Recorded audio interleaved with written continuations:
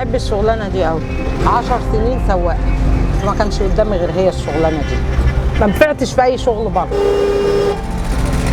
اتوظفت في الدمرداش وما سلكتش، دار مسنين ما سلكتش في اي مهنه غير هي المهنه دي. يلا يا عسل بنزين. الستات ما كانوش بيركبوا معايا، زبايني كلها رجاله، يركب معايا رجاله، حريم ما كانتش بتركب معايا، تخاف. سنه كامله مفيش راجل، مفيش ست بتحط رجلها في العربيه. سلام ورحمه الله وبركاته. حتى لو مع جوزها تشخط في جوزها عشان ما يركبش وما تركبوش العربيه. ما اعرفش هل هي غيره بقى، ما تعرفيش وجهه نظرهم ايه يعني، الله اعلم بيهم. معايا 3، معايا بنوته متجوزه ومعاها بنوتين والتالت جاي. معايا ولدين، واحد في الجيش وواحد لسه مطلوب في الجيش اخر السنه دي. منه ولد بقى ان شاء الله. ايه يا حبوب.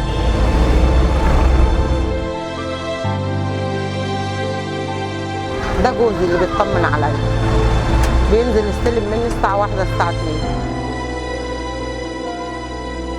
اجازتي يوم الجمعه، لاقيني نزلت من على العربيه ابقى ست بيت درجه اولى.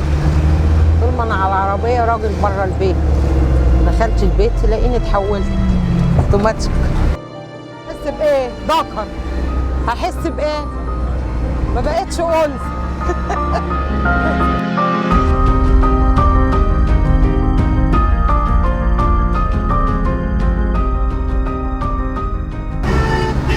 اتعلمتها الاول على العربيه ملاكي، بعد كده نزلت اشتغلت على العربيه السوزوكي 2 سنين، بعد كده اشتغلت على الميكروباص ده. الغلس بغلس عليه، الغلس اغلس قصاده، ولو وصلت نمسك فيه بمسك فيه. يعني الزبون اللي كده بمسك فيه وانزله من العربيه، ما يكملش في العربيه. لو غلس وعافر قصادي بخش على الكمين وانزله في الكمين.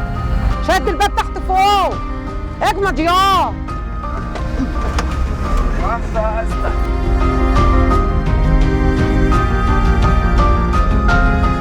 صباح الفل يابا. طالع ياه ولا جاي تتفرج؟